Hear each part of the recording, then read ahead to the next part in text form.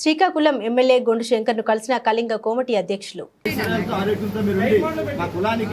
చేదోడు వాదోడుగా ఉండాలని తెలియజేస్తూ భవిష్యత్తులో అటువంటి సహాయ సహకారాలు మాకు అందించి కుల శ్రేయాభిలాషిని మార్కెట్ శ్రేయాభిలాషిని తోడ్పడతారని తెలియజేస్తూ ఆ అవకాశం పెద్దలందరికీ పేరుతో ధన్యవాదాలు సెలవు తీసుకుంటాను.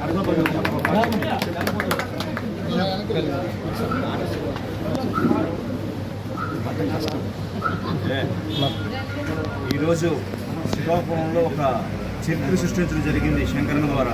ఎందుకంటే శ్రీకాకుళం నియోజకవర్గం ఏర్పడిన తర్వాత జిల్లాలో ఇప్పటి వరకు ఏ అభ్యర్థి కూడా ఇంత మెజారిటీతో గెలిచిన దాఖలాలు లేవు.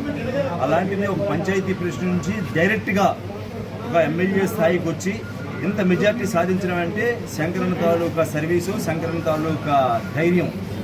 ఎలాగైనా సరే నీకు గెలుస్తానని కొంతమంది ప్రత్యక్ష నాయకులు అయితే ఆయన క్యాండిడేట్ కాదు, ఆయన క్యాండిడేట్ శంకర్ క్యాండిడేట్ అని అడిగిన స్థాయికి ఇవాళ ఆయనకి 62,000 ఓట్లు పడితే శంకర్కి 50,000 చిల్లర మెజార్టీ వచ్చిందంటే మెజార్టీతో తలదొరికే స్థాయికి శంకరన్న ప్రత్యర్థిని దించారంటే అది ఒక శంకరన్న తాలూకా గొప్పతనం. ఈరోజు ప్రజలందరూ కూడా ఓట్లేశారంటే ఎలాగైనా సరే వైసీపీ తాలూకా అరాచకాలని పాలదోలాలన్న ఉద్దేశంతో కంపల్సరీగా చీపుడుతో ఊడ్చినట్టు మొత్తం అందరినీ వాషౌట్ చేశారు. 11 ఎమ్మెల్యేల స్థాయికి వైసీపీ ప్రభుత్వాన్ని దించారంటే 5 సంవత్సరాలుగా వైసీపీ ప్రభుత్వం మీద ఉన్నటువంటి నష్టాన్ని, ఇబ్బందుల్ని, బాధల్ని ఒక్కసారి ప్రజలు ఓటున్న ఆయుధం ద్వారా వాళ్ళని పక్కకు పంపించారు. కాబట్టి అది ఎలాగైనా సరే ప్రజలు తలుచుకుంటే ఏదైనా చేయగలరు. కాబట్టి మనం తప్పకుండా దాన్ని గుర్తిరిగి రాబోయే 5 రోజుల్లో శంకరన్న మా అందరికీ, కళింగ కోమటికి, వ్యాపారస్తులకి, శ్రీకాకుళం నియోజకవర్గాన్ని చాలా ముందుకు తీసుకెళ్లాలని కోరుకుంటూ ఈ అవకాశం ఇచ్చిన పెద్దలందరికీ, వైశ్యులందరికీ, నియోజకవర్గం ప్రజలందరికీ కూడా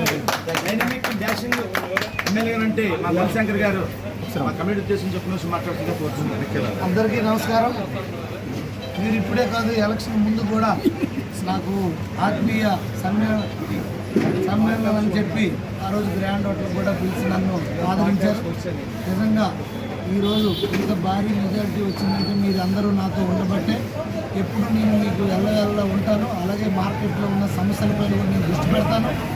అనవసరమైన పాలిటిక్స్ చేస్తే మాత్రం దాన్ని ఎలాగా ఇచ్చేయాలో కూడా మనకు తెలుసు. ఇవన్నీ పక్కన పెట్టి నిజాయితీగా ప్రతి ఒక్క వ్యాపారస్తుడికి మేలు చేకూరే విధంగా మనం ముందుకెళ్తామని కూడా నేను తెలియజేస్తున్నాను.